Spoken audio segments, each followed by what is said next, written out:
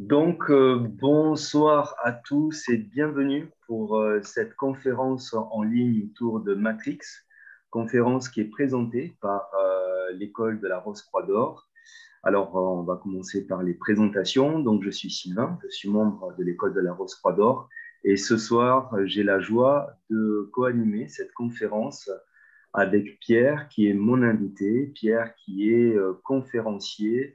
Et vous pouvez le retrouver notamment sur quelques webinaires sur le site webinaire-rco.org où voilà, Pierre est un spécialiste des écrits gnostiques et vous pouvez le retrouver au cours de divers thèmes. Salut Pierre, comment vas-tu?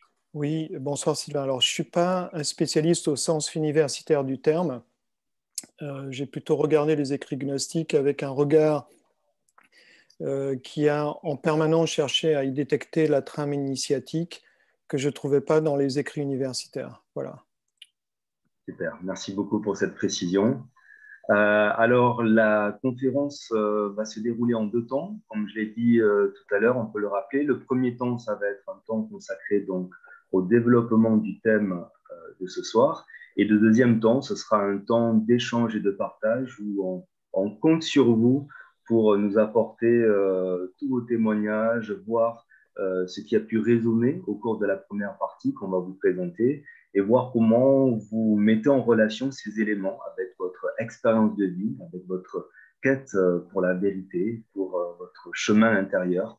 Donc, on sera très, très heureux de pouvoir co-construire et partager aussi tous les éléments qui se sont révélés à vous par rapport à la quadrilogie Matrix. Donc, voilà, on compte sur vous pour nous accompagner dans cette deuxième partie. Alors, concernant la première partie, eh bien, nous allons la structurer autour d'une colonne vertébrale qui est donc le sous-titre le mythe, et en particulier le mythe gnostique. Alors, pour rappel, un mythe est une représentation, un écho du monde et de la société. Et le mythe gnostique a cette particularité qu'il va nous donner des éléments nous permettant de nous affranchir de notre condition humaine en éveillant un principe spirituel enfoui au cœur de l'être. Et c'est ce principe qui va redonner la noblesse et la spiritualité, qui va révéler la spiritualité au cœur de l'être. Donc ce soir, nous vous proposons, à travers cette conférence, de retrouver les points d'étape constitutifs d'un mythe gnostique. Donc on va l'illustrer d'un côté à travers des écrits gnostiques, et en particulier ceux retrouvés à Nag Hammadi en Haute-Égypte dans les années 40, et qui constituent un corpus d'écrits gnostiques qui date des premiers siècles après Jésus-Christ. On évoquera également le mythe de la caverne, on s'inspirera du mythe de la caverne, et bien évidemment, on illustrera ces points constitutifs d'un mythe gnostique à travers, évidemment, les extraits de dialogue, quelques extraits de dialogue de Matrix, et également à travers des rappels de scènes emblématiques de la quadrilogie. Voilà, sachant que pour préciser, gnostique vient de gnose et qui signifie le souffle divin.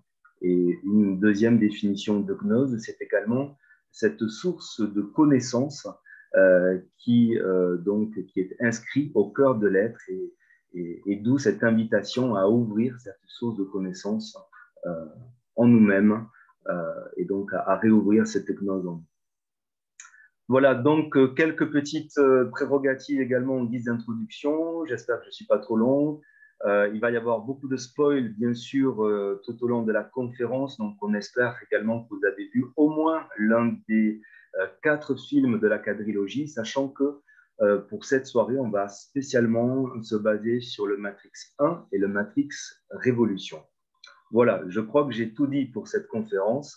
Je vous souhaite à tous donc une excellente première partie de conférence. Merci Sylvain. Alors, avant de lancer le premier transparent, il y a quelqu'un qui est dans la salle d'attente et que je fais rentrer.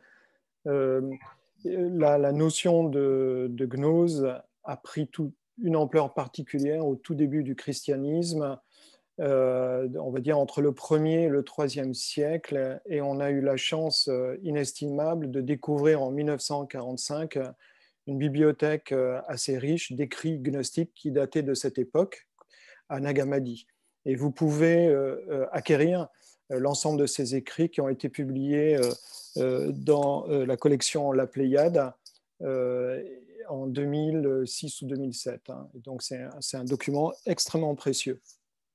Alors, oui. Le terme de gnose, en fait, est résumé dans un de ses écrits en une phrase. La gnose est liberté et l'absence de gnose est esclavage. Et en fait, dans cette phrase, tout est dit. Et cette phrase, d'ailleurs, résume toute la trame de la quadrilogie des Matrix. La pensée gnostique n'est pas une pensée théorique ou abstraite, elle nous concerne, nous, en tant qu'êtres humains, dans notre vie de tous les jours, avec, on peut dire, tout on peut dire, cette orientation de vie, qu'elle soit vers, on peut dire, l'assouvissement des désirs ou vers les tentations, vers la liberté. Et on va le voir au cours de, on peut dire, cette conférence, quelle est l'origine de toute cette animation qui, on va dire, nous propulse dans la vie de la naissance à la mort. Alors, sur le premier transparent, Sylvain, si tu veux bien, on voit que un des piliers, alors on va donner trois piliers fondamentaux de la pensée gnostique, telle qu'elle est très clairement exprimée encore dans la gnose chrétienne, qu'on peut aussi appeler gnose chrétienne hermétique des 3 premiers siècles. Le premier pilier, c'est l'étincelle de lumière. Alors, c'est un terme qui est utilisé, étincelle de lumière, étincelle inextinguible. Dans la paraphrase de Sem, on voit, voici un extrait, on voit cette notion donc d'étincelle inextinguible. Et dans l'évangile selon Thomas, qui paradoxalement était connu avant la découverte des manuscrits de Nag Hammadi, on voit cette notion de perle. C'est sans doute l'écrit qui fait le plus référence à cette notion de perle. Et dans les écrits gnostiques, ce dépôt sacré est caché au cœur de l'être. Il est au cœur de chacun d'entre nous et il n'est pas un produit de l'espace et du temps. Il n'est pas né en même temps que nous. Il préexistait à notre naissance et il n'a pas finalement été déposé en nous-mêmes. C'est nous qui avons été déposés au niveau de cette étincelle de lumière. Donc vous le voyez, je te rends témoignage, étincelle inextinguible qui est œil du ciel et voie lumineuse. Et on peut dire que ce dépôt dans l'être crée un profond trouble parce que ce dépôt sacré, cette étincelle divine nous parle d'une autre réalité. Et ce trouble fait que nous nous questionnons sur le sens profond de la vie, nous questionnons les évidences. Et on peut dire que toute quête pour la vérité, toute quête intérieure commence souvent par un trouble et le sentiment d'être à un carrefour des chemins, avec où on a l'impression que la vie nous parle, l'univers nous indique tout un tas de signes afin de pouvoir aller à la rencontre et de réaliser cette quête, cette aspiration profonde dans l'être qui nous parle de quelque chose de beaucoup plus essentiel que la vie de tous les jours et de cet essentiel qui va devenir en quelque sorte notre guide. Alors, ce trouble est incarné, manifesté dans Matrix, notamment dans l'une des premières scènes où notre héros, qui est donc Monsieur Anderson, un simple employé d'une société informatique et le jour et pirate informatique à la nuit, qui se fait appeler Neo, est réveillé par un message qu'il reçoit sur son ordinateur de la part de Morpheus, qui incarne cette fraternité des âmes libres, et qui lui écrit « Réveille-toi, Neo, wake up, Neo ». Et ce réveil est accompagné d'un deuxième message qui est le fameux « Suis le lapin blanc », c'est-à-dire écoute les signes que t'envoie la vie afin d'aller à la rencontre de cette quête que tu portes au plus profond de toi-même et qui va te mener dans ce voyage de la connaissance de soi. Alors, et qui va nous emmener jusqu'à la nostalgie. Mais avant d'arriver à la nostalgie, un petit éclairage sur ce trouble. En fait, on va dire un double éclairage. D'abord, Sylvain, tu évoquais le nom de Néo qui est Monsieur Anderson. Et en préparant cette conférence tous les deux, j'ai réalisé que Anderson, c'est un petit clin d'œil des réalisateurs de Matrix à l'allemand, et ça signifie Der Sohn des anderen. C'est le fils de l'autre. En fait, Néo est le fils de l'autre parce qu'il porte en lui cette étincelle de lumière qui n'est pas un produit de l'espace et du temps, mais qui est un produit d'un autre univers. Et en fait, cette étincelle de lumière, et ça c'est très clair dans les écrits gnostiques, elle émet tout au long de notre vie un appel vers l'océan de lumière d'où elle a perlé. Et cet appel est une prière en fait, et cette prière va traverser notre conscience vers son océan de lumière. Et cet océan de lumière que les écrits gnostiques qualifient de Sophia, la mer, va répondre à la perle, à cette étincelle de lumière. Et donc, il y a une espèce de dialogue qui va s'effectuer entre la perle qui aspire à la réintégration de son royaume et ce royaume, la mer, la Sophia, qui va répondre à la perle. Et notre conscience est au milieu de tout ça. Elle est traversée par ce dialogue et elle en ressent une forme de trouble, on peut dire même de mal-être que rien n'explique.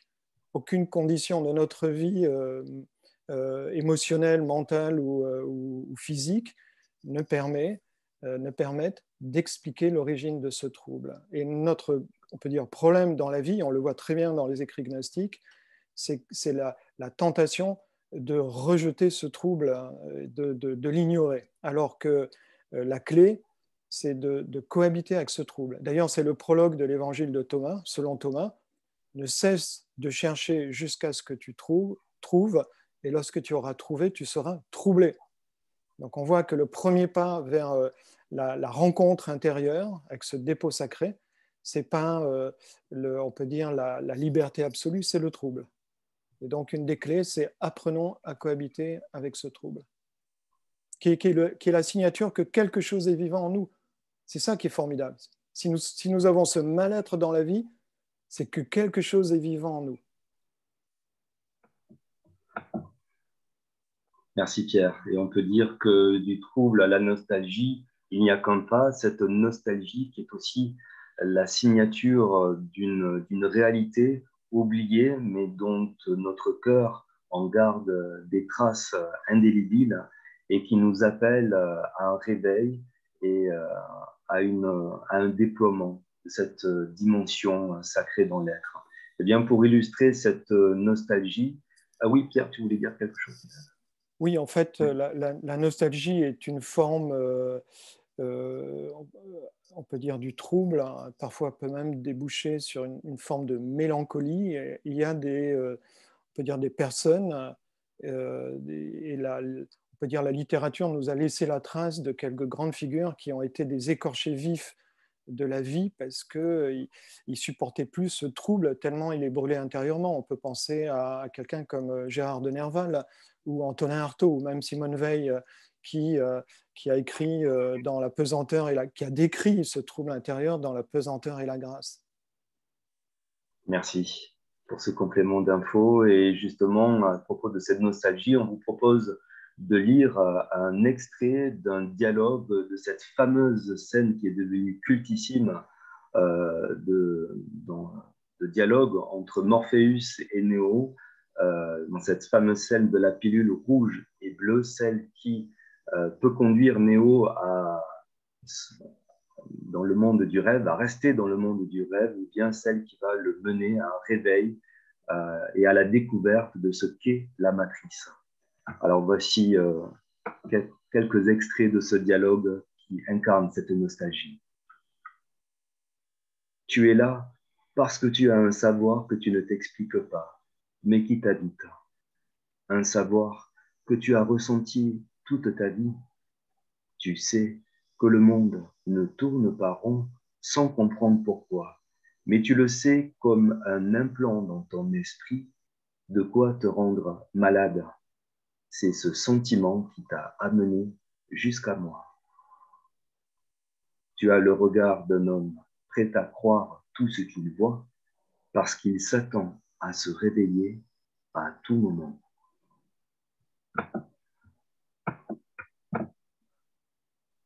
Et Sylvain, juste un mot, tu parlais de se réveiller à tout moment, et la notion de réveil est fondamentale. D'ailleurs, c'est la première scène du premier volet de Matrix, hein, c'est Néo, réveille-toi. Ah. Et on le voit endormi, alors il dit quoi? Et puis, suis le lapin blanc.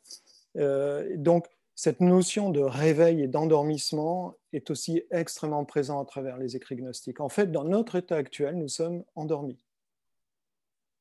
Ça peut paraître paradoxal, mais nous sommes endormis par rapport à cette vitalité extraordinaire qui peut se déployer de cette perle de lumière qui est cachée en nous-mêmes.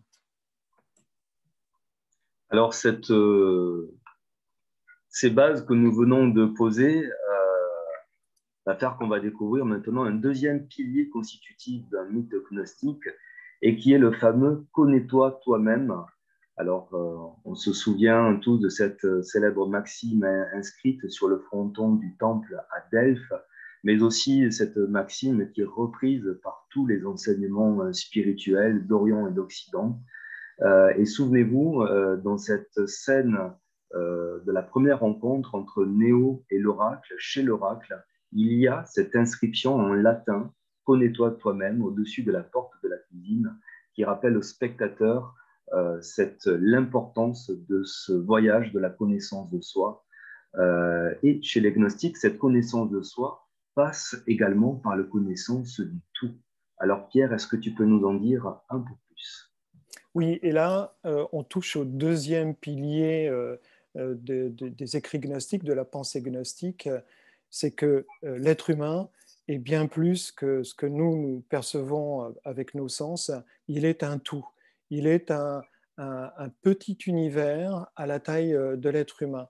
Et c'est une des clés que j'ai mis du temps à comprendre d'ailleurs en lisant les écrits gnostiques. Quand il est fait référence au tout, il dit, et on voit cette phrase, vous êtes des tout. C'est justement cette référence au fait que nous sommes bien plus qu'un être de chair et de sang, nous sommes un univers en réduction, qui est une espèce de projection organique du grand univers.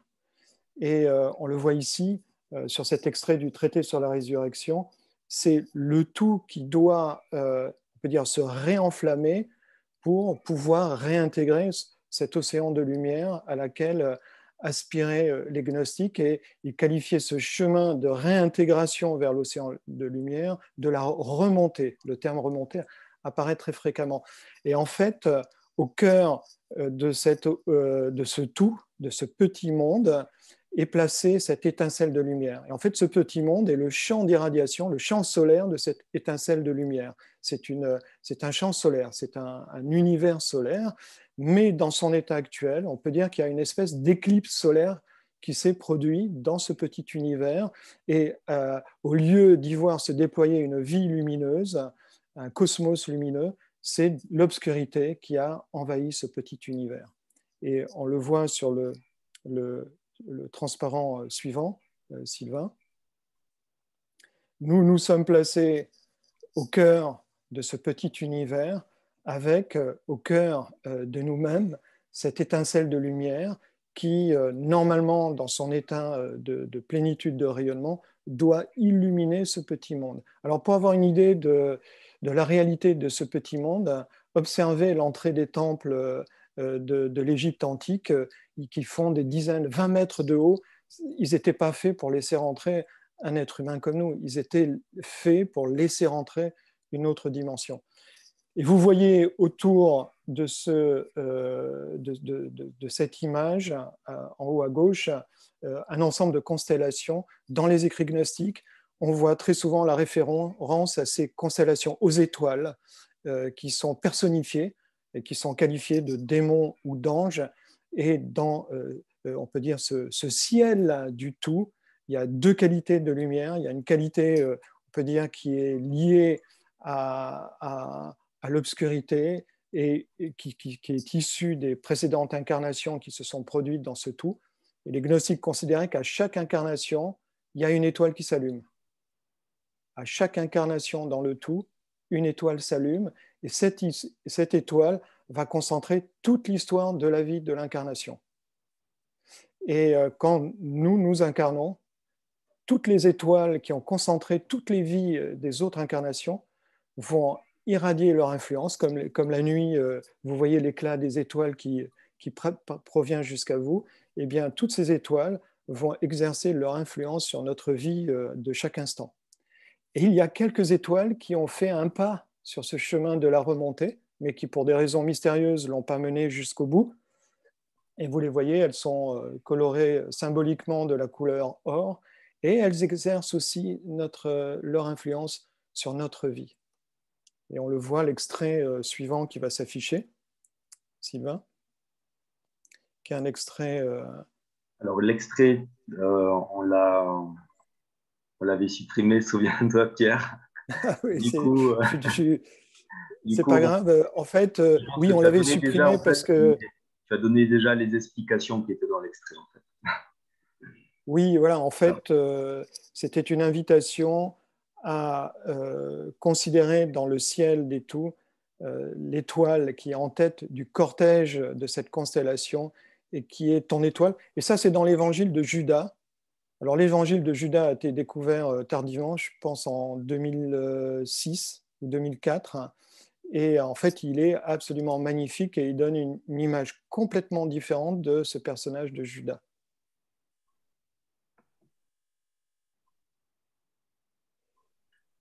Et le troisième pilier des écrits gnostiques, c'est le vêtement de lumière.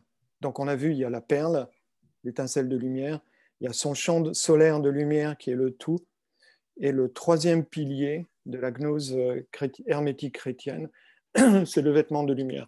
Et vous voyez ici deux extraits. Le premier, la lettre de Pierre à Philippe. Si vous vous dépouillez de la corruption, et derrière ces mots dépouiller de la corruption, il y a tout un processus sur lequel on reviendra, alors vous deviendrez des luminaires au milieu des hommes morts. Et l'extrait de la paraphrase de Sem, et l'étoile de la lumière, donc cette étincelle qui est cachée en nous-mêmes, dont on a parlé, est mon vêtement invincible, celui que j'ai porté dans l'Hadès. L'Hadès, c'est le monde des ténèbres. Et on voit que quand cette étincelle se déploie, s'embrase, alors elle déploie un vêtement de lumière qui va s'appuyer, on peut dire, sur un certain nombre d'organes qui sont, on peut dire, ceux de notre corps. Le cœur, la tête, les glandes à sécrétion interne, le système nerveux et bien sûr le sang. Et les gnostiques, et on le voit dans les écrits gnostiques, et j'ai découvert cela de façon assez émerveillée, accordent une grande importance au corps. Et d'ailleurs, ils considéraient que ceux qui martyrisaient le corps à l'époque n'avaient rien compris à ce processus de liberté, n'avaient rien compris à la gnose, accordent donc une grande importance au corps et en particulier aussi au sang. Merci, Pierre. Alors, par rapport à ce voyage de la connaissance, voilà, on peut aussi aller à la rencontre pour incarner cette connaissance avec cette fameuse question qui a animé le premier Matrix. Qu'est-ce que la matrice? Donc, on revient un petit peu en arrière sur la connaissance de soi.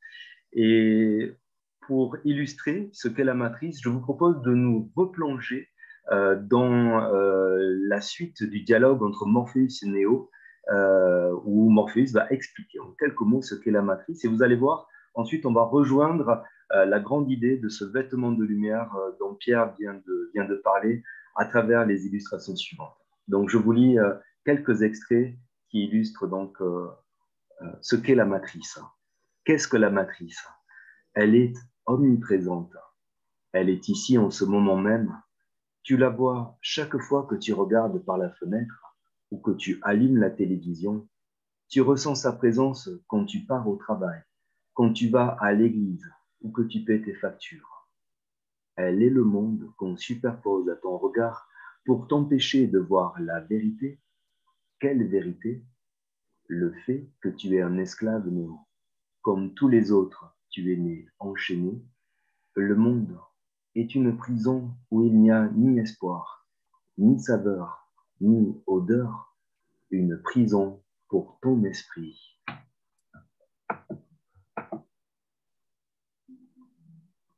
Alors, afin de pouvoir illustrer ce qu'est la matrice, on va vous proposer une comparaison qui a été utilisée déjà par de nombreuses études sur Matrix, par des philosophes, et qui est cette comparaison, ce rapprochement entre ce qu'est la matrice et ce qu'est la caverne dans le mythe de la caverne de Platon.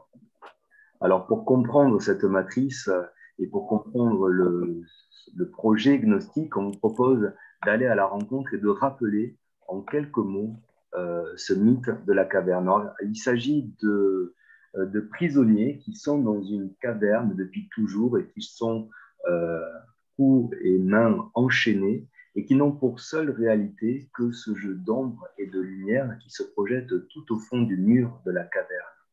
Eh bien, on pourrait assimiler ce jeu d'ombre et de lumière, cette dualité, à la binarité du langage informatique constitué de 0 et de 1. Et d'ailleurs, de nombreuses philosophies ont traduit notre monde comme étant le monde de la dualité, mis par des forces jumelles, sans cesse en opposition, le jour, la nuit, le masculin, le féminin, le bien relatif, le mal relatif, etc. Cette dualité donc, qui constitue la signature de notre monde et dont notre conscience est en quelque sorte assujettie. Eh bien, Platon nous indique dans la suite du récit de la caverne qu'un des prisonniers se libère de ses chaînes, se retourne, passe derrière ce mur et découvre la source de l'illusion, ce premier feu de la connaissance de soi. Alors, ce premier feu de la connaissance de soi met également en lumière ces personnages qui brandissent des figurines et qui, en quelque sorte, participent à la création de cette illusion. Mais Platon ne s'arrête pas là et nous indique que ce processus pour la libération est un processus à plusieurs étapes. Et il nous dit également que cette flamme éclaire, vous voyez tout en haut à droite, une issue que Platon nomme une pente raide et étroite, dans laquelle les âmes devront accepter de s'immerger à l'intérieur, de retomber dans une obscurité en quelque sorte, afin de gravir ce tunnel sombre et d'aller à l'extérieur de la caverne dans ce que Platon nommera le réel, c'est-à-dire le monde de l'esprit, le monde de la lumière, le spirituel. Et la troisième étape de ce processus, c'est la redescente des âmes qui se sont reconnectées avec le spirituel dans la caverne afin de libérer les prisonniers en leur indiquant ce plan de libération et en témoignant de cette réalité oubliée, de cette liberté qui se situe en dehors de la caverne.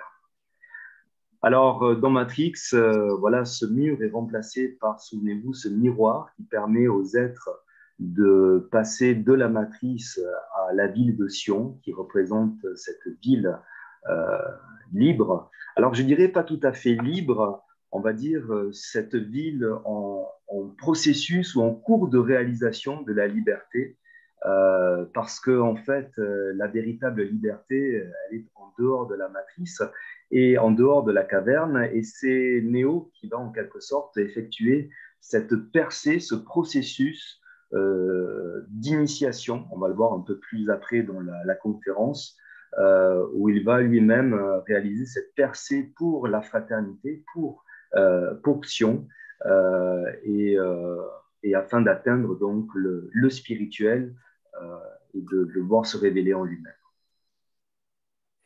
C'est très intéressant, Sylvain, parce que on voit que, comme tu l'as très justement souligné, Sion n'est pas le royaume de lumière des gnostiques. C'est un espace intermédiaire qui est relié à ce monde et il est nécessaire pour pouvoir aider, on peut dire, ceux qui sont prisonniers dans la matrice à prendre conscience de leur état de prisonnier. Les gnostiques parlaient de déficience. Et donc, il est en lutte aussi, et il est pourchassé d'ailleurs par les machines de la matrice. Donc, il y est relié en quelque sorte.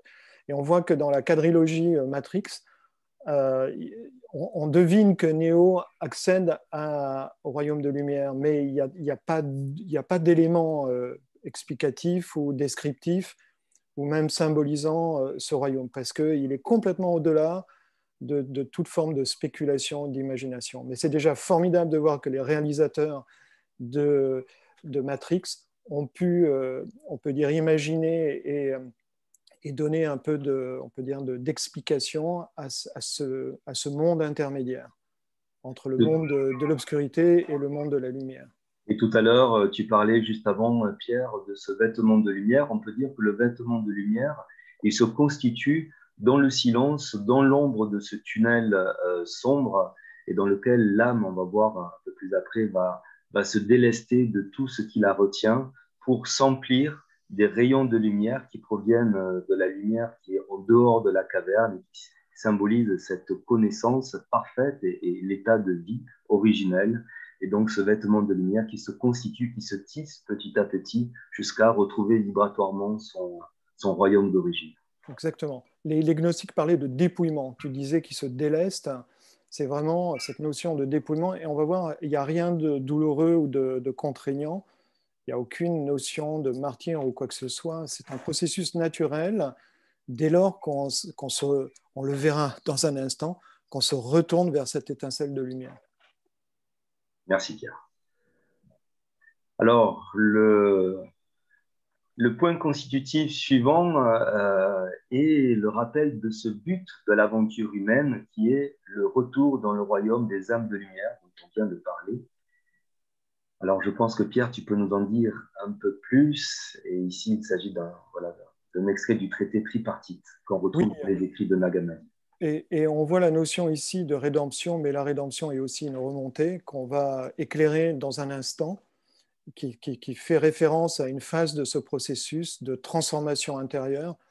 Et lorsqu'on le réalise, ce processus, alors s'effectue l'entrée dans ce lieu silencieux. Et en fait, on n'est pas admis par nos mérites ou par un ensemble d'attributs ou autres. On est naturellement, je dirais, structurellement, organiquement admis dans ce champ de lumière parce qu'on a restitué, on a la place, le champ de rayonnement à cette lumière en nous-mêmes. Donc on l'intègre par, on peut dire, parenté organique en quelque sorte. Et dans ce lieu, on le voit, il n'y a nul besoin de voix, ni de compréhension, ni de pensée, ni d'illumination. Et on voit que tout notre système de fonctionnement, selon les pensées, les émotions, les actes ou les instincts, disparaît dans ce lieu-là. Mais c'est un lieu qu'on doit réaliser en nous-mêmes. C'est le champ du tout qui nous entoure. Eh bien, justement, cette réalisation est incarnée, en tout cas, c'est ce que nous y avons projeté, à travers le couple et les prénoms du couple Trinity-Néo. Trinity, donc, est une référence au christianisme et qui signifie la Trinité, et qui est on va dire, le réalignement, le retour de l'unité du corps, de l'âme et de l'esprit. De cette Trinité peut alors advenir le néo, qui signifie donc nouveau. Alors peut-être, Pierre, tu pourrais nous rappeler un petit peu ce processus qui est résumé dans les prénoms de ce couple et de cette âme dont tu disais qu'elle était en quelque sorte assujettie aux instincts du corps, insatiable et qui était déficiente de cette partie qui nous manque, qui est l'esprit, et comment dans ce processus, l'âme va se retourner vers ces rayons et la source d'où elle provient afin de faire advenir en quelque sorte ce nouveau, le vêtement de lumière dans ce processus. Ouais. Oui, là c'est une étape qui est un des éléments réalisés au cours de ce processus de la remontée. C'est quand cette étincelle de lumière se déploie, alors elle établit la liaison avec son champ de lumière originel, et qui était qualifié de Sophia, mais ou d'esprit. Dans l'Antiquité, l'esprit était féminin. Donc c'est la Sophia qui se réunit à son enfant Donc, c'est Trinity qui, on peut dire, cette âme de lumière qui est d'ailleurs la première en quelque sorte à agir. On le voit sur l'image de gauche, peut on peut dire, établir le dialogue avec la Sophia, avec l'esprit. Et c'est le mystère de l'union qui apparaît dans les écrits gnostiques. On voit cette référence au mystère de l'union, cette union de l'âme de lumière et de l'esprit. On le voit plus tardivement dans la Rose-Croix du XVIIe siècle, dans les noces alchimiques, la description de ce processus. Alors c'est intéressant sur l'image de gauche, parce qu'on voit que Néo est en état de mort avancée, mort cérébrale, plus d'électrocardiogramme, plus rien. Et donc, la seule façon de le réveiller, c'est de déposer un baiser par Trinity sur Néo. Et alors c'est intéressant parce que dans les écrits gnostiques, le baiser était un acte rituel. Il n'y avait rien de sensuel dans le baiser. Le baiser était un acte rituel qui était pratiqué dans les rituels initiatiques, et parce que par le baiser est transmis le souffle on peut dire de lumière, le souffle divin.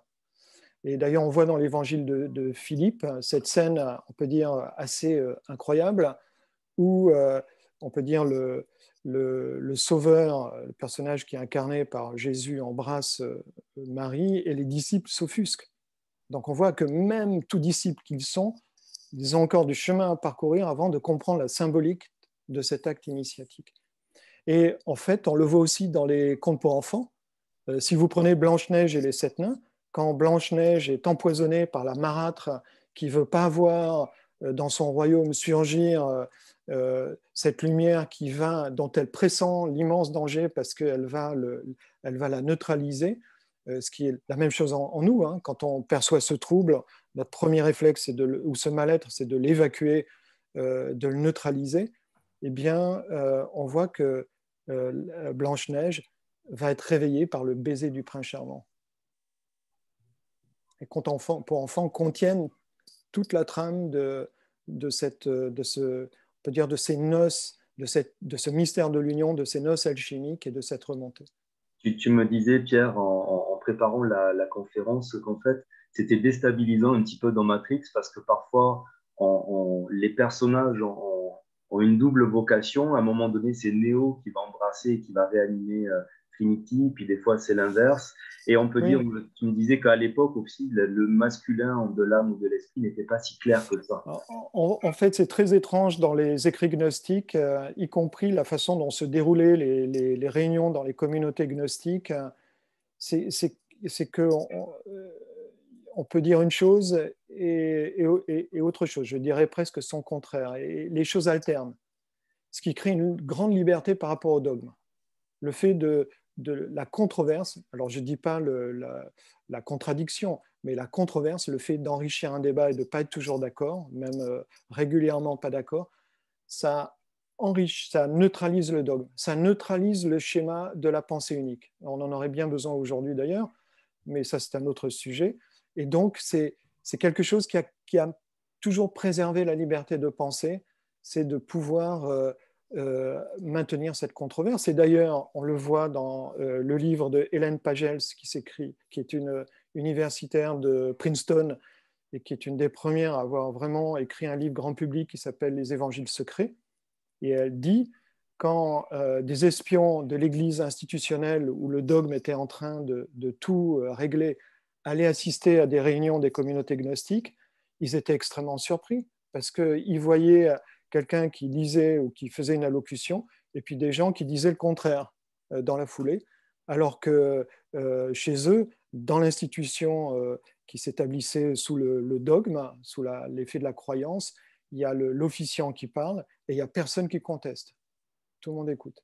Donc, le plus important, c'est l'esprit à ce moment-là et non plus la lettre. On le voit dans Matrix, il y a une inversion à la fin, dans le dernier, si vous avez vu le dernier volet, le quatrième volet, tout à fait à la fin, c'est Trinity qui maintient, qui sauve finalement Neo. On aurait pu penser que c'est le champ de lumière qui vient, et on voit qu'il y a une alternance, et c'est très déconcertant pour le mental. Ça déstabilise le mental, mais ça crée une interrogation permanente. Et on voit là que les réalisateurs de Matrix, ils ont puisé aux méthodes initiatiques qu'on retrouve aussi bien en Orient qu'en Occident, c'est de déstabiliser le mental. Alors, nous voici rentrés dans la partie des obstacles, ces fameuses forces qui nous maintiennent, ou qui maintiennent plus précisément l'étincelle de lumière dans son extinction et le tout dans sa déficience. Alors, c'est encore à moi où, en fait, tout serait si facile, hein, sur ce processus de la remontée, sur, on peut dire, cette capacité de libérer l'éclat de l'étincelle de lumière, d'illuminer les champs du tout, de faire dialoguer cette étincelle avec la Sophia et de revêtir le vêtement de lumière. S'il n'y avait pas un obstacle majeur que les écrits gnostiques appellent les archontes et qui est, on peut dire, la clé. On aurait même pu faire une conférence que sur ce thème parce que c'est la clé structurante de tout Matrix, de toute la quadrilogie de Matrix. Et Sylvain, on va en parler dans un instant. Et on voit que les archontes, c'est l'obscurité qui a envahi cette éclipse solaire. Mais à force d'être nourris par nos pensées, nos émotions, nos instincts de façon permanente, cette obscurité a acquis une certaine, on peut dire, autonomie, une certaine vitalité. Et on le vit à l'échelle individuelle. Quand on a une obsession, c'est qu'on a tellement nourri une forme de pensée couplée au désir qu'à un moment donné, ça nous habite, ça nous domine. On est obligé d'y répondre. Eh bien, c'est exactement cela. Et c'est l'évangile selon Philippe, d'où est extrait cet extrait qui l'illustre, car en réalité, et cette phrase est absolument formidable, il voulait prendre quiconque était libre et se l'attacher comme esclave à jamais. Et ça, c'est valable à toutes les époques et quelles que soient les latitudes. Et le texte dit, lorsque ceux qui sont en état d'esclavage démasquent cette supercherie, alors les archontes vont leur faire miroiter un faux bien encore plus grand pour les maintenir en permanence dans cet état d'esclavage. Voilà, et dans Matrix, ces archontes, on pourrait dire, peuvent être assimilés à tous ces gardiens de la matrice qui s'incarnent notamment par les agents Smith. Et, euh, et au final, cet extrait de scène nous rappelle que ces archontes fait qu'en quelque sorte, nous sommes des espèces de piles énergétiques, des piles, un système électromagnétique qui sert à nourrir dans Matrix donc le monde des machines, et ce qui nous réduit donc à cet état d'esclave énergétique dans lequel donc les voies et les enseignements de libération nous invitent à nous extirper en quelque sorte.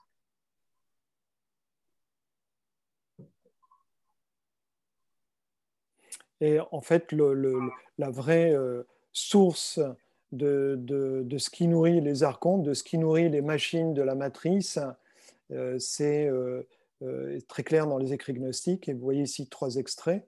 Malheur à vous pour la roue qui tourne en vos pensées. C'est l'ensemble des pensées désordonnées, jusqu'à ce que tu rejettes de toi la pensée aveugle, cette attache charnelle qui t'encercle. Donc on voit que notre prison, ce sont nos pensées désordonnées.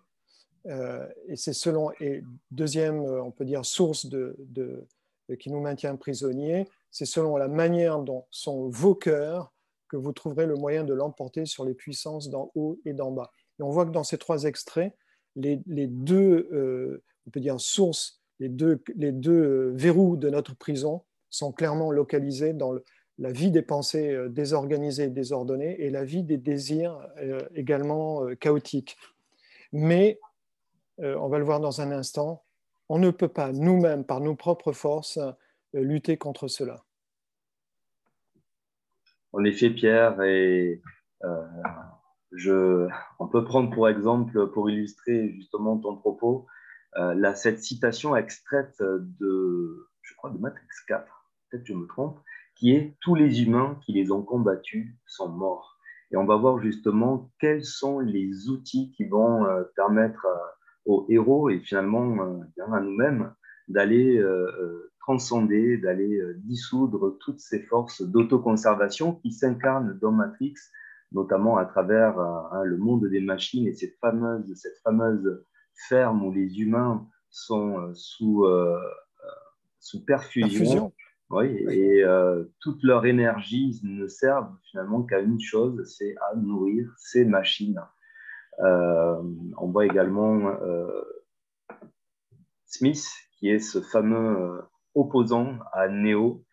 On va voir un peu plus après quel rôle il joue exactement, et l'architecte, qui est le créateur de la matrice. Alors, ce qui va être intéressant aussi de dire, c'est que tous ces éléments-là, ce sont des éléments extérieurs, mais ce qui est intéressant, c'est que la vision diagnostique de l'être était une vision de l'homme microcosme, un reflet et une image du macrocosme, du grand tout. Et cette vision est importante parce que finalement, elle nous permet de ne pas projeter toutes ces forces d'autoconservation uniquement à l'extérieur, mais surtout de les voir et de les découvrir à l'intérieur de nous-mêmes, dans notre propre petit monde. Et c'est pour ça que les sagesses de tous les temps ont dit, si tu veux transformer le monde, commence par te transformer toi-même. Et c'est là une clé des plus importantes, c'est que tout ce que nous observons dans le monde, et c'est peut-être déstabilisant, mais nous l'avons également dans notre petit monde. Tout y est inscrit, autant toutes ces forces de résistance et autant également toutes ces possibilités libératrices qui prennent appui, comme disait Pierre tout à l'heure, dans ce principe spirituel, cette étincelle spirituelle qui gît dans le cœur. Alors, on va voir maintenant une phase toute particulière qui est la phase de maturation de l'âme. On a vu toutes les forces d'opposition, les obstacles. Et dans cette force de maturation de l'âme, il va y avoir une clé tout à fait importante qui va rejoindre ce que traduisait Pierre tout à l'heure. C'est-à-dire, ce n'est pas un travail de soi sur soi, c'est un travail de la lumière sur soi. Alors, pour illustrer ce travail de la lumière qui va permettre de dissoudre l'obscurité au cœur de laquelle on est placé, les écrits gnostiques évoquent 4 étapes. Donc, la vocation, le retournement, la rédemption et l'élection. Donc, la vocation, on en a parlé, c'est accepter, cohabiter avec le trouble en nous-mêmes. Et je vous assure, ce n'est pas facile. Parce que ça signifie qu'on accepte au quotidien et en tout cas très régulièrement dans notre vie de cohabiter avec cette interpellation intérieure. Et la deuxième étape, c'est le retournement. Quand on accepte cette cohabitation, s'effectue alors cette capacité à comprendre que c'est à l'intérieur de nous-mêmes, à travers la vie de nos pensées, de nos désirs, de nos instincts, que se situe la clé de la connaissance de soi. Et c'est un acte que les gnostiques appellent aussi d'ailleurs la conversion. Et on voit une toute petite gravure dans la cathédrale de Vézelay. Vous rentrez dans une première salle qui s'appelle le narthex, qui est obscure. Et cette salle est séparée par un tympan, une autre porte, au-dessus de laquelle est gravé un tympan, et qui rentre dans la lumière de la cathédrale, obscurité-lumière. Et au-dessus, tout à fait au milieu, en haut, exactement au zénith, il y a un personnage qui fait une espèce de mouvement impossible à faire, puisqu'il est arqué et ses pieds touchent sa tête. Et le message est très clair. Si vous voulez passer de l'obscurité à la lumière, il faut opérer la conversion, le retournement. Et on voit qu'à ce moment-là, on perçoit à l'intérieur de nous-mêmes ce bruissement, on peut dire furtif parfois, on peut dire extrêmement ténu, de cette autre vie, de cette étincelle de lumière qui vibre à l'intérieur de nous-mêmes. Et les gnostiques considéraient que lorsqu'on opérait ce retournement, on acquérait la lucidité. Et ça, c'est un extrait de l'Évangile de vérité. Sylvain, si tu veux avancer.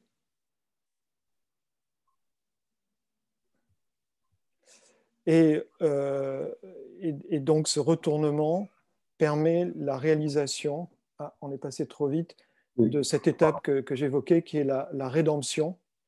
Et alors, c'est certainement l'étape la plus importante du processus de ce mystère de l'union, de cette remontée. Parce que la rédemption va instaurer en nous-mêmes une forme de silence, d'apaisement, on va dire presque d'extinction de cette vie chaotique des pensées, des désirs et des instincts. Et dans cet état d'extinction, les gnostiques qualifiaient cet état de devenir semblable à celui qui n'existe pas. Alors, celui qui n'existe pas, ce n'est pas celui qui est mort. C'est celui qui a cessé d'exister pendant sa vie, tout en étant vivant. D'ailleurs, dans l'évangile de Philippe, c'est très clair. Si vous mourrez, hein, si vous n'êtes pas vivant avant votre mort, vous n'accéderez jamais à cet océan de lumière. Donc, il faut réaliser cette extinction de tous ces voies chaotiques pendant notre vivant. Et ça, sur la base de l'éclat de cette étincelle de lumière. Pas d'un travail par nous-mêmes sur nous-mêmes. Si on le fait, on ne fait que renforcer ces voies. Il faut trouver un autre point d'appui. Et si on le fait, si on réalise ce silence intérieur, alors on devient celui qui est. Et on le voit sur cette sculpture qui est d'ailleurs dans le jardin du Luxembourg à Paris, vers l'entrée principale. Ce personnage juvénile, étonnamment vivant, qui a déposé tous les masques, on peut dire toutes ces illusions de la matrice à ses pieds. Et à ce moment-là, il est devenu celui qui est. Tu voulais dire, Sylvain? Oui, c'est tout à fait ça. Il s'est délesté de tous ces masques, de toutes ces voix qui parlent en lui pour être celui qui n'est pas et donc celui qui est. Celui qui n'est plus de ce monde, mais qui est de l'autre monde. Et tu remploies le mot délesté, et en fait, je vais remployer comme en écho le mot dépouillement, parce que ce n'est pas un dépouillement qui appauvrit, c'est un dépouillement qui enrichit parce qu'il crée l'authentique liberté. Tu peux continuer, voilà.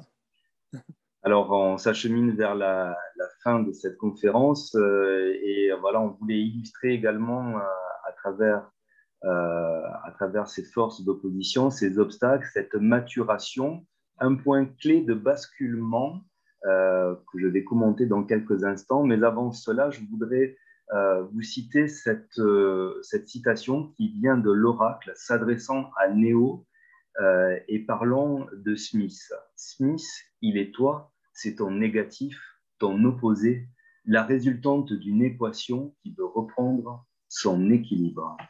Et en effet, on verra tout au long de la trilogie, si on prend la trilogie comme un tout, et le dernier volet qui est sorti en décembre comme un volet un peu à part, on voit que dans cette trilogie, Neo n'aura de cesse de combattre l'agent Smith, qui est donc son opposé, son double, sa partie obscure, dans un combat qui est quasiment interminable et dans lequel Neo déploiera toute son intelligence et toutes ses capacités surnaturelles, en quelque sorte, jusqu'à ce que, fatigué et prenant conscience que ce combat est presque vain, Neo bascule dans cette scène qui est l'une des dernières scènes de Matrix Révolution, dans un nouvel état de conscience qui le fait cesser tout combat et qui, à ce moment-là, Neo se laisse pénétrer par l'agent Smith, c'est-à-dire son négatif, sa partie obscure, et c'est en cessant tout combat, en cessant sa propre volonté de faire mouvoir sa propre volonté qui va laisser une autre volonté agir. Tout à l'heure, Pierre parlait de cette action de l'étincelle de lumière. Eh bien, on pourrait projeter ici exactement ce qui va se passer dans cette scène où Neo se laisse traverser par Smith et en quelque sorte laisse agir un courant de force de lumière qui va littéralement le traverser et par voie de conséquence traverser les agents Smith dans cette scène et qui vont se dissoudre complètement et laisser cette lumière pénétrer et faire basculer en quelque sorte Néo dans le spirituel. Je pense que cette scène incarne cette transition entre les capacités surnaturelles et les capacités spirituelles qui ne sont plus de l'ordre de notre propre volonté, comme les capacités surnaturelles, mais de l'ordre de l'étincelle de lumière, de l'ordre du spirituel inscrit au profond de l'être. Pierre, je ne sais pas si tu veux rajouter. Oui, je pense que c'est extrêmement important parce que c'est profondément et fondamentalement révolutionnaire. Ce n'est pas par une culture ou un développement de ses capacités qu'on peut réaliser cette liberté intérieure. Absolument pas. Au contraire, on va renforcer la matrice. C'est vraiment par ce retournement fondamental, ce silence intérieur, cet abandon intérieur, ce suprême abandon que va jaillir cette autre, on peut dire, liberté à laquelle on aspire intuitivement dès qu'on apparaît sur cette terre. Et ça, c'est quelque chose de profondément révolutionnaire. Peut-être qu'aujourd'hui, les temps sont plus mûrs pour cette prise de conscience et cette réalisation, puisque le monde ne nous offre plus beaucoup de perspectives aujourd'hui. Et on a aussi symbolisé ce que tu nommais tout à l'heure, la non-lutte, qui est un des principes aussi fondamentaux des enseignements gnostiques. Ouais. Et cette non-lutte dont la signature est non plus l'action de notre propre volonté, mais l'action de la lumière en nous-mêmes. Oui. Et d'ailleurs, dans les écrits gnostiques, ça apparaît très clairement, cette action de la lumière qui se déploie dans l'être, qui va s'installer dans, on peut dire, dans notre conscience, qui va même nous déranger, hein, parfois. Et là, on aura des choix à faire dans notre vie. Les écrits gnostiques qualifient ce chuchotement intérieur d'interprète, c'est-à-dire de celui qui a la capacité à traduire le message, on peut dire, d'une autre langue dans notre langue. Et on a besoin, il faut être à l'écoute de cet interprète intérieur. Merci beaucoup, Pierre, pour ce complément d'information. Alors, juste, je rappelle que nous sommes pile poil à 1 heure de conférence. Donc, voilà, on s'achemine vers les toutes dernières parties. Il nous reste 2 parties et ensuite, on ira à la rencontre de de vos témoignages. Et dans cette partie, nous arrivons quasiment à la fin de ce processus qui est l'élection, cette unité intérieure retrouvée, symbole d'une guérison fondamentale. Oui, l'unité intérieure, Sylvain, ça rejoint l'extrait que tu as lu sur l'équilibre de l'équation. C'est arriver à équilibrer en nous-mêmes, on peut dire, cette dualité, ces deux natures, et à ne pas fuir vers l'une, vers la lumière en abandonnant l'autre, ou de lutter contre l'une en essayant d'instaurer l'autre. C'est vraiment trouver l'équilibre de l'équation. Et cette unité intérieure était qualifiée, je l'ai déjà dit, de mystère de l'union. En fait, et l'apothéose de cette unité intérieure, c'était se revêtir de vêtements de lumière, symbolisé d'ailleurs ici à droite par le caducée d'Hermès. Le caducée d'Hermès, c'est un symbole extrêmement ancien qui évoque la guérison fondamentale, et il s'appuie sur un ensemble on peut dire, d'organes de notre corps physique, en particulier l'axe cérébro-spinal. Et vous voyez cet extrait de l'Évangile selon Thomas, quand vous ferez le dedans et le dedans comme le dehors et le dehors comme le dedans et le haut comme le bas, alors vous irez dans le royaume. C'est un extrait d'ailleurs profondément hermétique, hein, on le retrouve comme une des clés de l'hermétisme.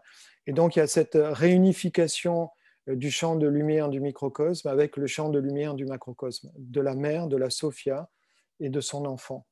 Et les gnostiques considéraient qu'à partir de ce moment-là, votre vêtement de lumière est devenu une armure qui vous protège des archontes, des enchantements de la matrice, parce qu'ils ne la voient pas. Elle est d'une autre nature. Elle est invisible pour les archontes.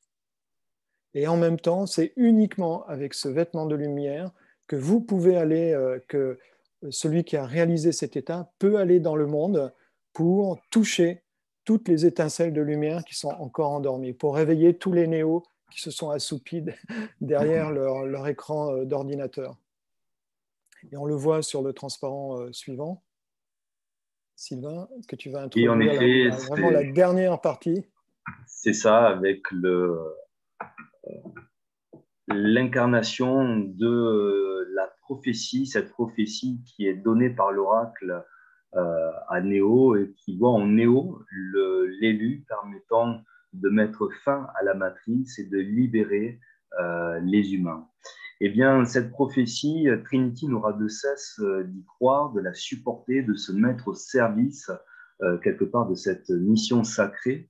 Et ici, je vous propose de faire un focus sur ce personnage de Trinity qui, dès le début, est en affinité et en lien avec Neo, comme une sorte de dilétion, d'un amour pur, et qui va tout d'abord l'aider à l'extirper hors de la matrice, qui va l'accompagner de son amour, justement, tout au long des épreuves, qui va être vraiment l'adjuvant numéro un de Neo au cours de ces combats, de ces épreuves.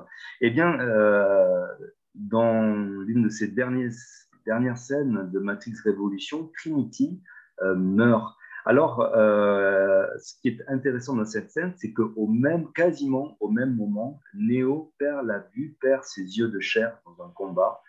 Et dans cette synchronicité des événements, Neo euh, commence à entrevoir un monde de lumière. Ses yeux de chair font apparaître en lui, on pourrait dire, un autre regard, un regard plus intérieur, en lien avec peut-être le spirituel, puisque ce monde de lumière, ce monde d'or, symbolise en spiritualité, l'or symbolise l'esprit, le spirituel. Et donc, on peut y voir dans cette synchronicité des événements une nécessité au cours du processus d'abandonner ce qui a servi de guide, ce qui a servi d'adjuvant, ce qui nous a réconforté, ce qui nous a aidés, d'accepter, souvenez-vous, à un moment donné, de quitter ce feu protecteur pour aller à la rencontre, souvenez-vous, du mythe de la caverne, à la rencontre de cet étroit sentier, de ce tunnel sombre dans lequel l'être accepte de retomber dans l'obscurité et donc de perdre ses repères, ses yeux de chair, pour laisser advenir non plus le connu, l'amour connu, mais le nouveau, le spirituel, et ainsi incarner la mission et la vocation profonde qui attendait Néo et qui attend en fait le chercheur d'absolu.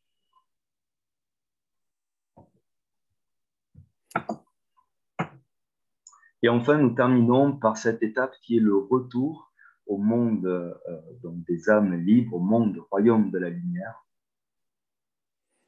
Oui, et qui est la vocation de celui qui parcourt tout ce processus et qui est très, très bien très bien décrite dans les écrits gnostiques.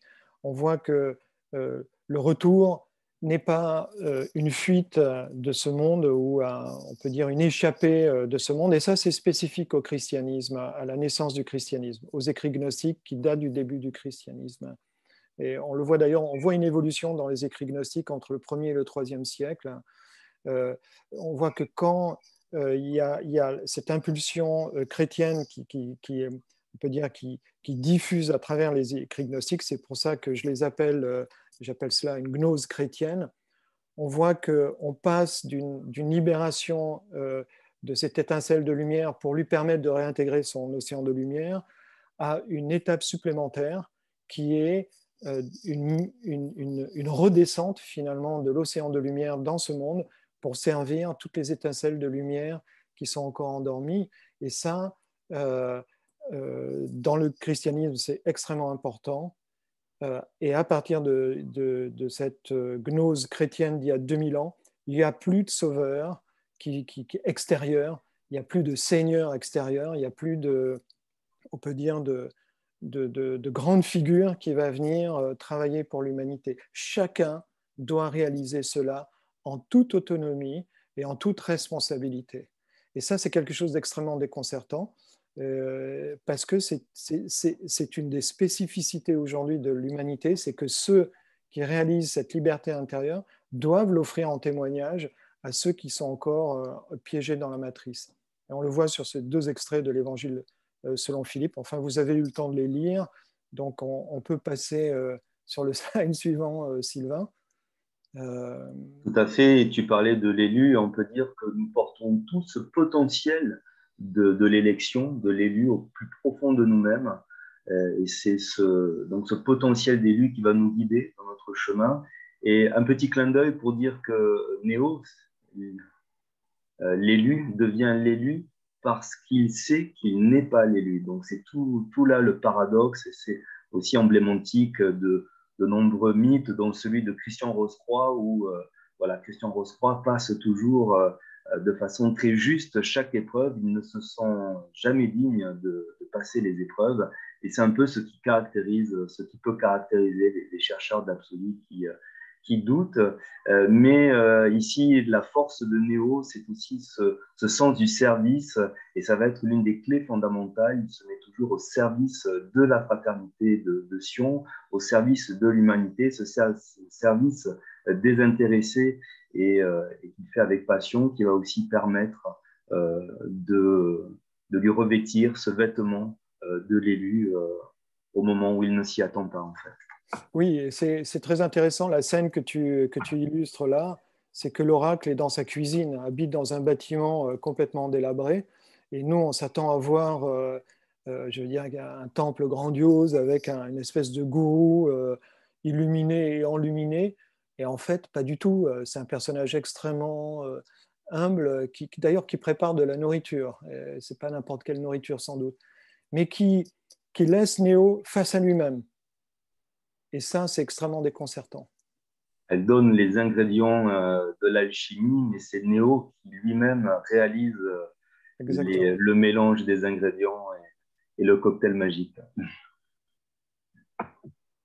Et bien sûr, pour terminer, ce que tu as rappelé aussi tout au long de la conférence, Pierre, c'est cette œuvre collective au service de la fraternité, symbolisée par Sion dans Matrix.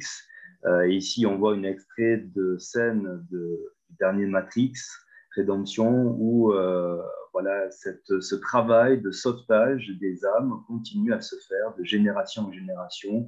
Et pour aller dans un sens un peu plus large et nous extraire du film, des représentations du film, on peut dire que de tout temps, d'Orient et d'Occident, il a existé et il existe bien sûr des fraternités qui ont pour vocation, en s'incarnant à travers des écoles des mystères, des écoles spirituelles, écoles de sagesse, de créer les conditions favorables, optimales, afin que chaque chercheur de vérité, chaque chercheur d'absolu puisse entreprendre cette quête intérieure, cette réalisation intérieure, à travers notamment des processus, un processus initiatique, à travers des enseignements qui vont à chaque fois donc aider, accompagner l'être en toute autonomie à réaliser sa vocation profonde.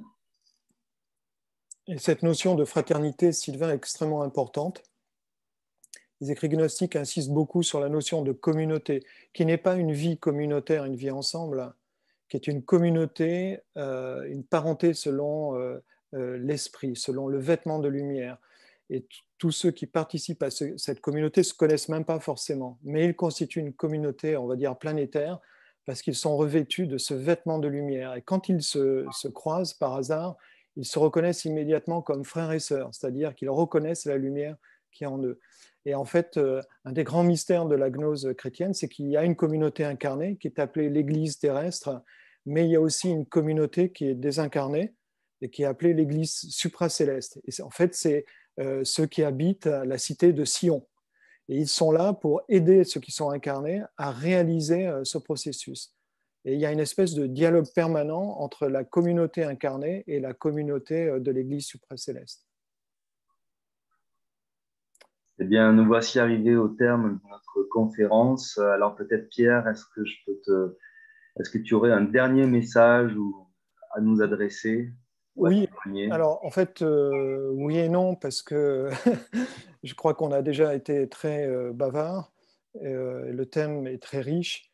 Et en fait, ce n'est pas un thème qui s'inscrit dans le temps, c'est un thème qui est intemporel. Et encore une fois, je pense qu'aujourd'hui, à notre époque, où on arrive à, on peut dire, à la limite de toutes nos croyances, croyance que le développement technologique va amener toujours du confort, qu'il va résoudre le mystère de la mort, que notre planète peut être exploitée sans limite. Donc on arrive à un ensemble de limites qui sont le reflet de nos propres limites intérieures, en fait. Et c'est quand on atteint les limites de toute aspiration à réaliser quelque chose pour s'établir dans la durée le confort que peut s'éveiller la sensibilité, une sensibilité accrue à ce trouble intérieur. Et aujourd'hui, les temps sont mûrs pour qu'on s'engage, on peut dire, sur ce chemin de la conversion, de la rédemption, de l'élection qui est le chemin de la liberté absolue, en toute responsabilité et autonomie. Ça, c'est ces deux mots qui structurent toute la gnose chrétienne, responsabilité et autonomie. Merci beaucoup. Merci Sylvain. Et tu nous as réservé un bonus, comme dans Petit Matrix bonus, 4. exactement, un petit bonus. Je vous laisse le lire tranquillement. Et nous allons donc pouvoir arrêter l'enregistrement et passer à cette deuxième étape, deuxième temps de soirée autour d'un échange avec vous tous.